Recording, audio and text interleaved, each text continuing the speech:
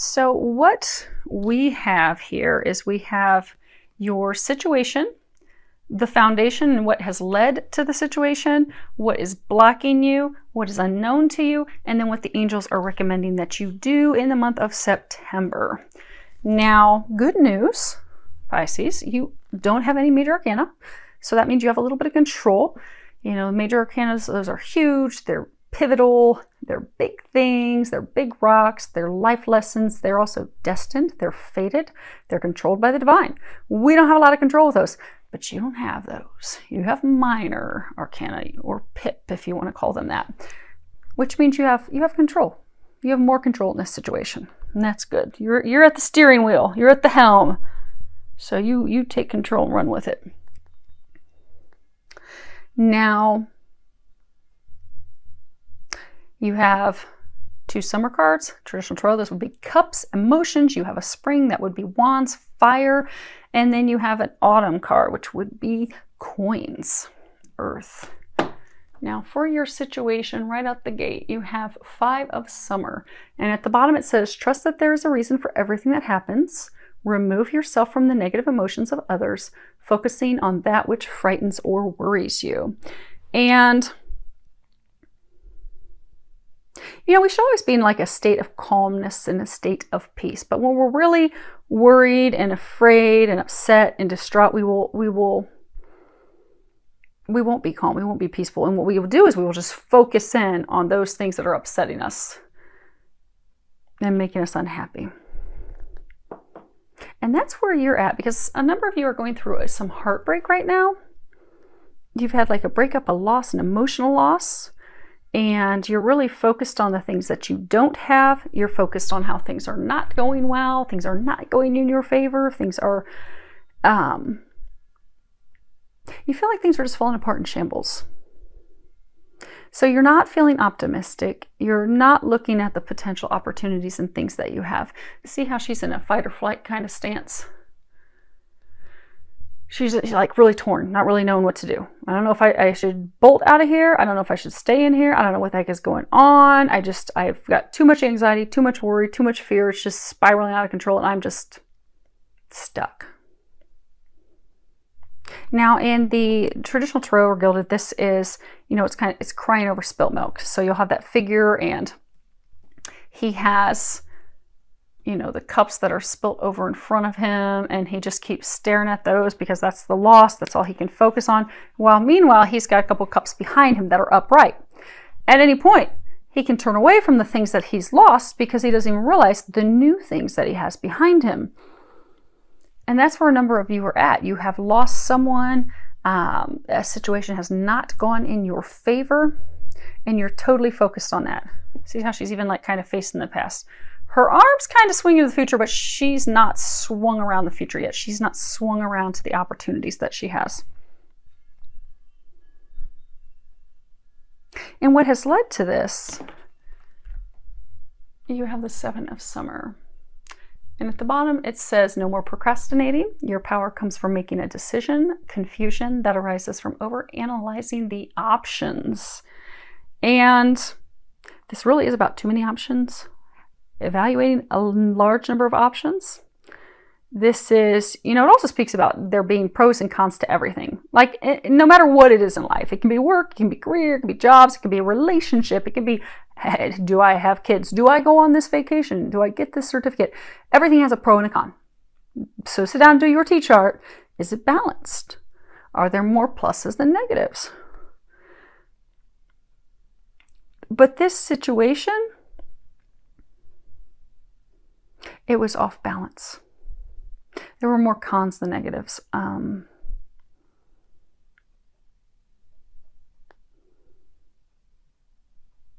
for a number of you, you are procrastinating, making a decision at this point, turning away from the cups that have spilled over because you're procrastinating, but they're trying to get you to stop procrastinating. This is a card that also speaks of our personal power. See how he has like this light coming from the tip of his finger, and it's like honing in, like I am focused. I've got like laser focus on something. You know, really honing in, making a choice, deciding what you want, making a plan to obtain that, and then doing that. Because the opposite is, overanalyzing, wishful thinking, just having our eyes in the sky, never really making a decision. Like traditional tarot, or I love my gilded tarot, it has a figure where they're standing there and they have these 7 cups that are floating above their head. And it's kind of like shiny squirrel syndrome. Like, ooh, I want that one. I want that one. Ooh, but I like that one. But I want that one. Ooh, I don't know which one I want. They're all so lovely. There were too many choices. And for some of you, it was love. It was too many choices in people. There were multiple parties and you were not chosen. They chose someone else. And feel free to change the sexes accordingly. I'm going to go by what's on the cards and what I'm getting and being told. But if it sounds like your situation, sexes are different, go for it, change it. But I get that he chose a different woman. He chose someone else. For some, he was already bound, already connected to, in a marriage, in a commitment already to someone else.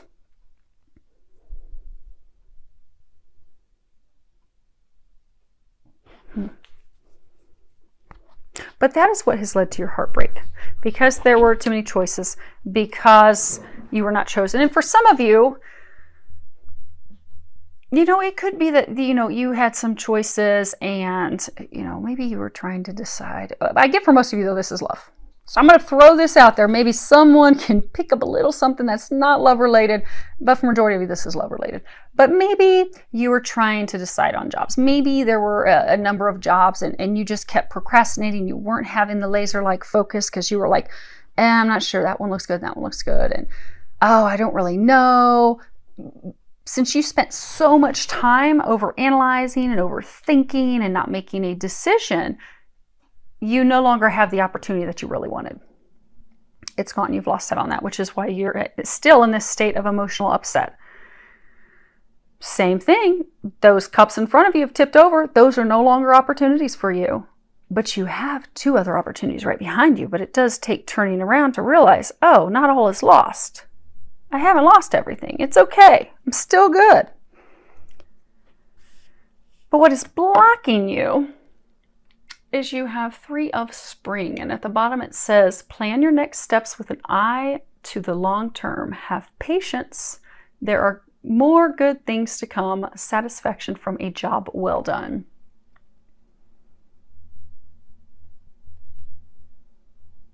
I'm noticing right off the bat that there's all this purple. A lot of you are hoping that this situation will transform, that it will blossom into a new beginning. But this card in its meaning with this deck, it's all about, really working hard to accomplishing something, really putting in a lot of work, and, really wanting to reap our rewards. But those rewards take a little bit of time. Like, you've invested a lot, you've put a lot in there, but you're not going to see the return on that investment just yet. But during that experience, you've gained a lot of knowledge. And you now have some insight that you can use for future endeavors, future successes. But in the meantime, all you can do is have patience right now with the situation. But a lot of you just want assured confidence that this is going to be a success. Like, you've invested in it and you want to know what the outcome is and you want to see the outcome right now, but you're not at this point seeing it. And there's some information you're not receiving at this point as well. And it is hard to sit still and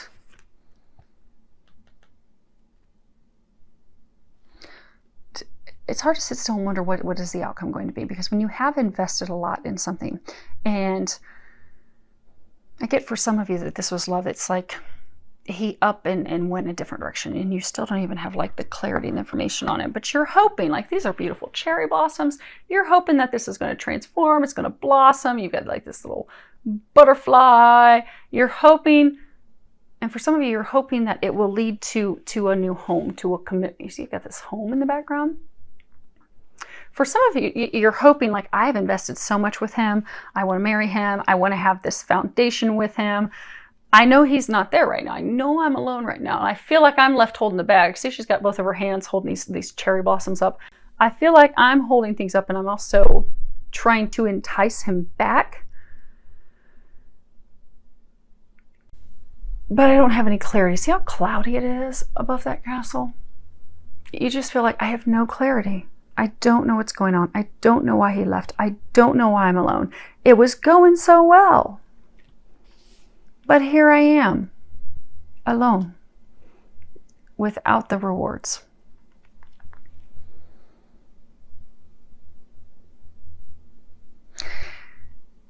They're saying that this is what's blocking you. What is blocking you is you are so, like you know, she's like staring straight ahead, very intense, like you are so, let me see if you guys can see that. Okay. You are so focused on, is this going to work? Is he going to come back? Is this going to turn around? Is this going to happen? That you aren't moving forward and doing the things that they're wanting you to do. You're not doing your healing. You're not doing, you're not finding like gratitude and thankfulness for the other things that you have in your life. Because for some of you, this has spiraled you down into a state of depression and sadness. And you're on your own, kind of like wallowing in despair. And for some of you, what's blocking you is 3. There's a third party. He's married to someone else. He's in a relationship, in a home, in a foundation with someone else.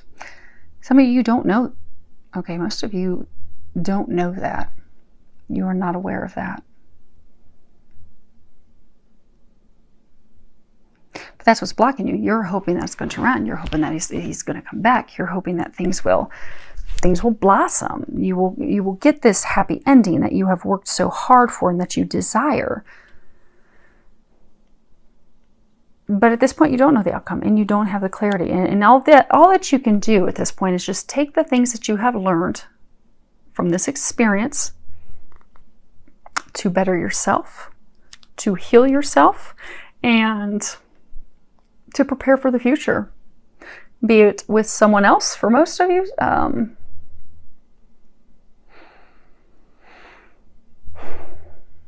We'll come back to the rest of you on that other part of it. We'll rally back around to that at the end. So for many of you, this is preparing to take what you have learned to use with someone else. I know. Those of you that just heard that, you're like, but we want to know about the other half. I know. Patience. Patience. All good things will come. They want to tie it, though, to something toward the end. So that's good. You get to not have to hear me repeat stuff. It's a win-win, right? Okay. Now, as far as what is unknown to you, you have 7 of Autumn. And at the bottom it says, have patience. Again, patience twice. Take time to rest and plan your next steps. A prudent investment of time or money. And you see him, he's just chilling out on top of this pumpkin. You know, he's put a lot of time in, a lot of effort in, he's invested things, but it's going to take a little time for him to see his harvest. And sometimes, you know, the things that are the best rewards, the grace, like look how huge that pumpkin is. I mean, that's a prize winning pumpkin there. But it takes time for it to ripen. Takes time for it to grow. It doesn't happen overnight. You don't just plant your seeds and bam, the next day you walk out and you have this massive award-winning pumpkin. It takes time. Things move slowly. And when things are moving slowly, we get really frustrated and irritated. Because we're at a point now that we want instant gratification. We want things now, we want them right away. But this is not a situation where you're going to have what you want right now, right away. You do need to have patience. You need to wait for things to come to fruition, for the things that you desire to manifest. And you may have planted seeds, you may have put in a lot of work and effort, but for some of you, there needs to be a reevaluation of your plan and some adjustments. And some of you, a complete change of plans so that you're ready for the next time to plant your seeds and prepare for harvest. But it's about diligence, not giving up, not over worrying, not over stressing. It can also be, you know, assessing the investment. You know, did it yield what you expected? Because for some of you, you had certain expectations. You expected this to work out, and it didn't. Why didn't it? Really look at the T chart. Was it a balanced give and take? Because if it wasn't, and it's not turned out as you hoped that it would turn out, what can you do differently next time? What are some, maybe some red flags or things that you can look for next time? What are things that you can do to do some inner healing and prepare yourself for next time? Because sometimes we're just so excited about the harvest. We're so excited to get that end point. Like, you could be so excited to move forward with this love of a lifetime, that you don't do a balance sheet. You're just so excited to get to the end that you're not sitting back and looking and realize, oh wow, this isn't balanced. Or, I planted the seeds, but he never came through and watered them, so they died. They started to bloom, but since he didn't water, because we were working on this garden together, it was a joint effort. So I went out and I planted those seeds, and I wish them each love, and they started to bloom. They were about an inch out of the ground, but then he didn't come through and water them because he was busy watering someone else's garden, or because he was busy with other things that just didn't think about it, because it really didn't matter. It wasn't at that level of importance or significance. So it withered up and died.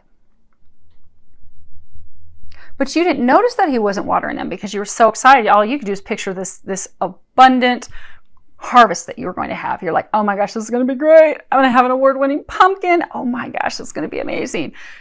Not realizing it wasn't growing. It wasn't growing. So for some of you, it was like one-sided.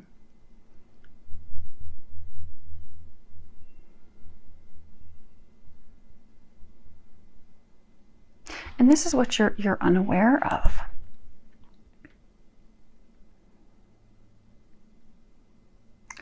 So for some of you, what you're unaware of, to get the things that you want, the things that you desire, you do need to evaluate everything, evaluate your plan, evaluate your next steps. So for some of you, your next steps are really, we're going to cover those, but there's some healing that needs to be done. Gratitude, shifting your perspective, coming back into a place of optimism and a place of hope. Because he's almost kind of like hopeful. He's just sitting there, he's just chilling, he's eating his apples. He's like, you know what? It's going to work out when the time is right. When the time is right, it's all going to be good. But in the meantime, I'm just going to hang out. I'm going to nourish myself. I'm going to nourish my body and my soul. And I'm not going to really worry about any of that other stuff. I'm going to take care of me. That's what some of you need to do. You're not doing that because you're still spinning out of control, wondering about this person. And some of you are going to be discovering that indeed there was a third party. Someone else was chosen. For some, you're going to find out that that person's married to someone else. They're committed to someone else.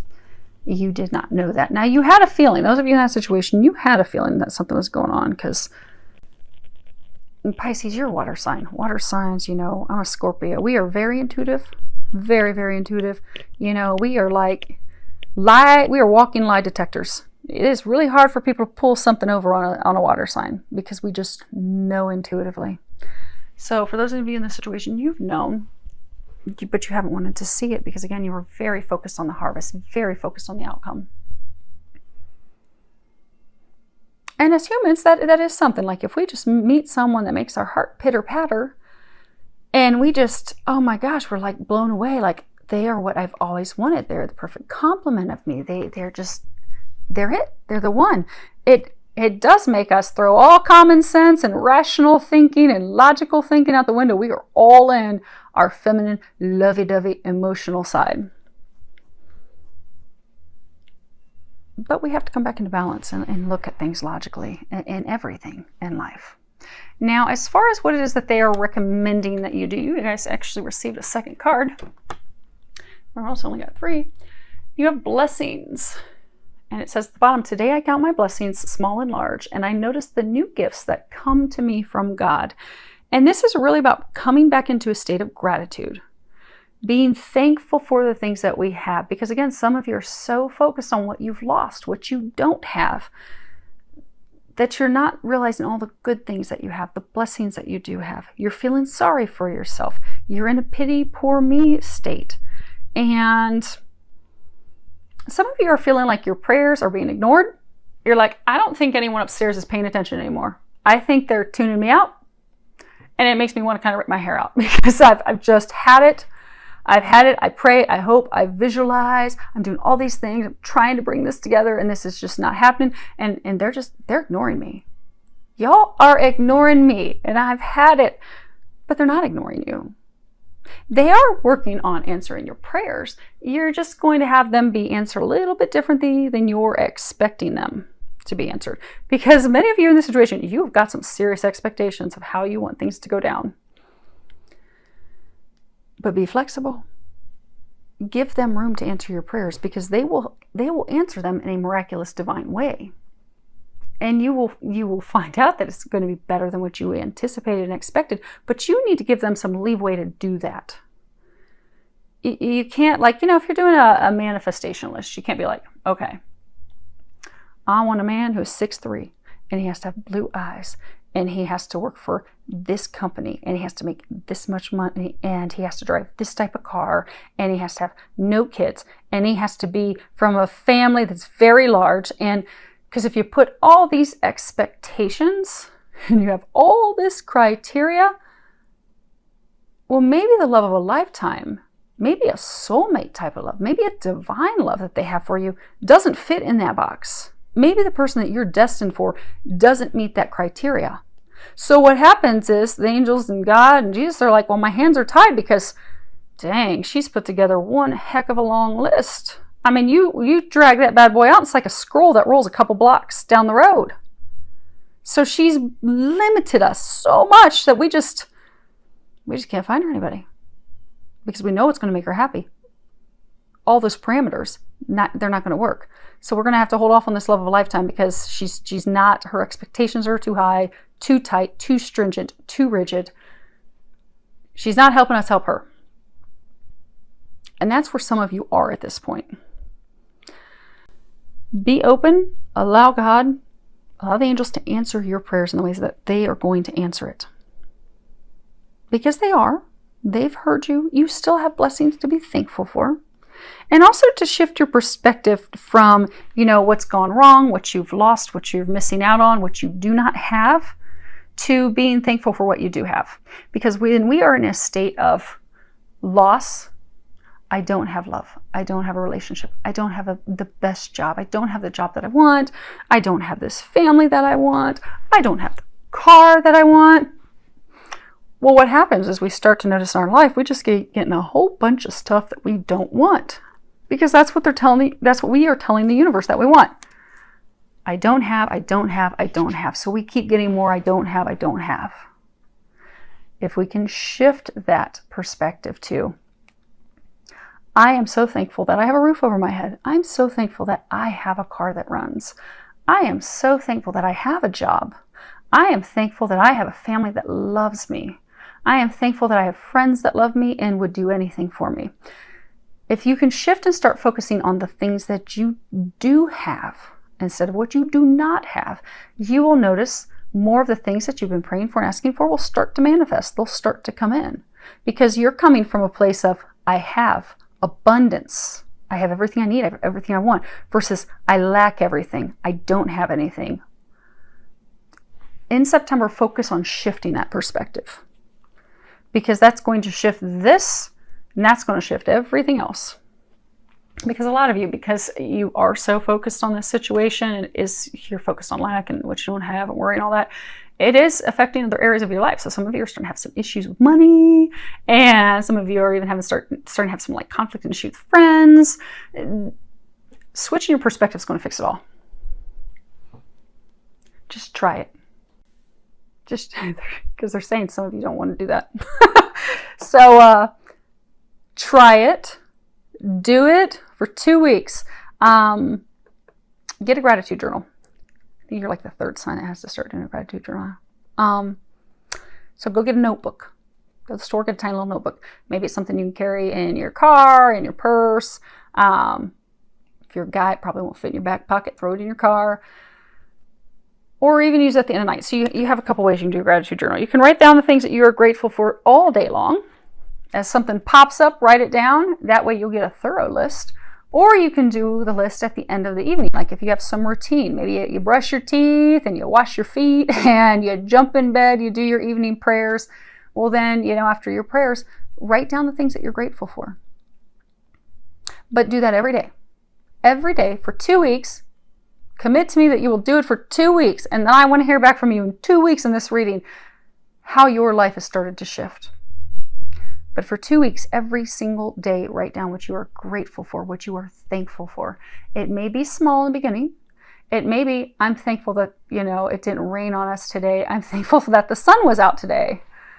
I'm thankful that it's cold in Ohio, but I have a fireplace that's controlled with an electronic remote that warms up me and my puppies. I am thankful for my Starbucks coffee. Whatever it is that you're thankful for. Initially, it's going to be small, and you have to write stuff that you're thankful for every day, even if it's small. But you'll find that the things you're thankful for, the list is going to grow. As you do this every day for 2 weeks, the list will get longer, and the things that you are grateful for will become larger. Like you might start out in the beginning of the week, I'm glad someone opened the door for me when I walked into the store today. And then toward the end of the 2 weeks, you may find, I am so thankful for that new job offer that I received. Because you have to switch your energy. And the way you shift that is starting to be thankful. Be in a place of gratitude. So for those of you that this is applying, do your gratitude journal and come back in 2 weeks and tell me how it shifted things for you, because I can't wait to hear how it's going to positively shift things for you. It's going to get you out of this woe is me state, which is where a lot of you are right now. You have card 37, the never-ending story. You feel like you're on a vicious cycle. This is all about self-criticism, drama, unnecessary drama, a wounded ego. It's kind of like a story that we continue to replay in our mind. You see how she's got her hands on her head? It's just like we play it over and over again. Like, I'm not good enough.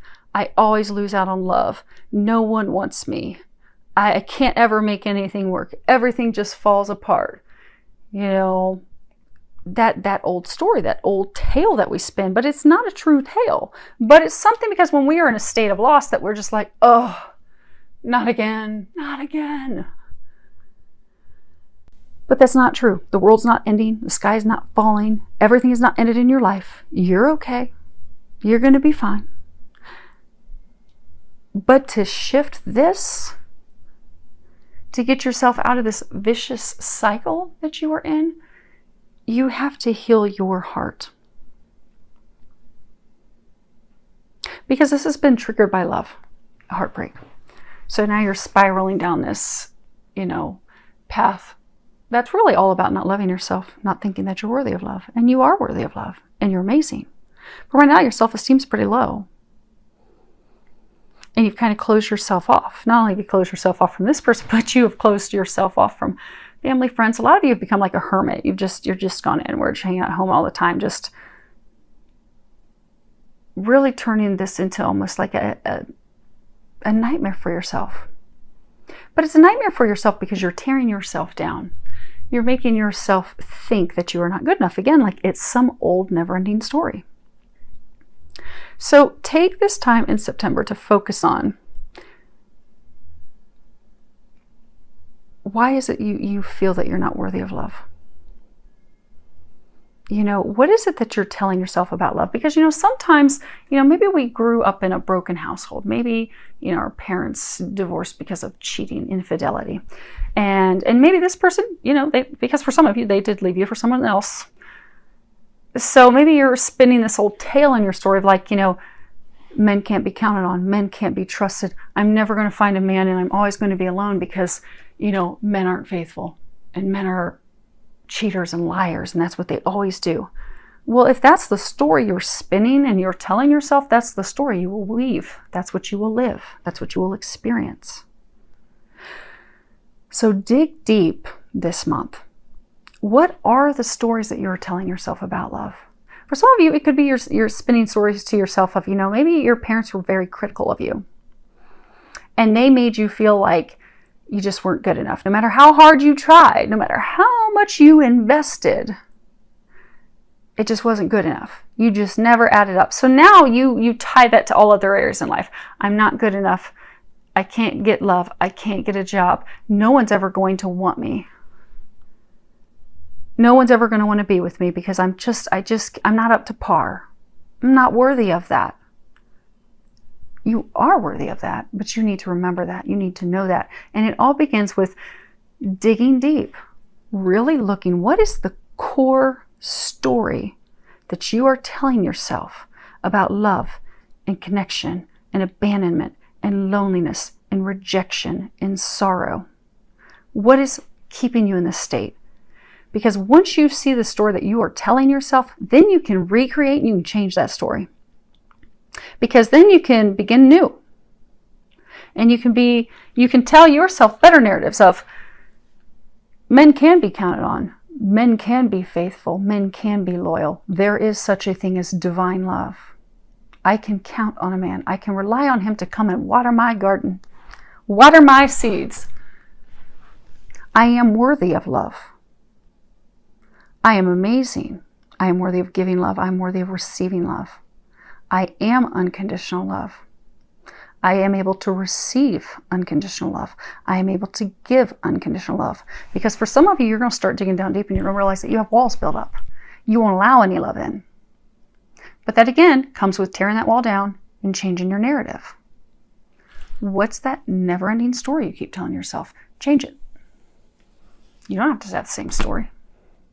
Sometimes when I do energy healing sessions, I'll go in and I'll look at someone's past life and I'll know that there's like a thread similarity. So, you know, maybe there's some infidelity that's run, maybe they've been cheated on in multiple lifetimes or something, but there's this thread. They've got this story. Why do some work to recreate that story so that they actually believe the opposite? That's what you need to do in September. Most of you can do it on your own. If you need a little help, call on Archangel Raphael. Archangel Raphael does healing. Always call on Jesus. He's an ultimate healer. And call on God. And then you just call on all the, God's angels that are watching over you to help you, especially as healing angels, help you shift that story, change that story. Some of you may be guided to do some energy healing, but most of you can do it on your own. And it's really just taking that time to delve in deep. And if you're here in Ohio, it's so cold, you might want to go inside and snuggle up in a blanket and just start it today. So let's see here. Your next card you have is a sense of humor. I know you're probably thinking Archangel Michael's got jokes. I tell him that all the time. But this is part of shifting your energy, getting yourself out of this state of sadness and despair. There is a prayer on the bottom. Thank you for helping me see the humor in the situation so that I can lovingly laugh at human nature. I am willing to view my experience in a new light in order to attract love and healing energy. Do something to make yourself laugh. It's going to, how you've got to be thankful for the things that you have. Abundance, blessings, to flip that switch. The other thing you need to do to flip that switch, you need to get yourself out of this negative, depressed, sad state. The way you do that is you start to laugh. You start to have fun. You can watch funny movies. You can watch funny sitcoms. You can dance.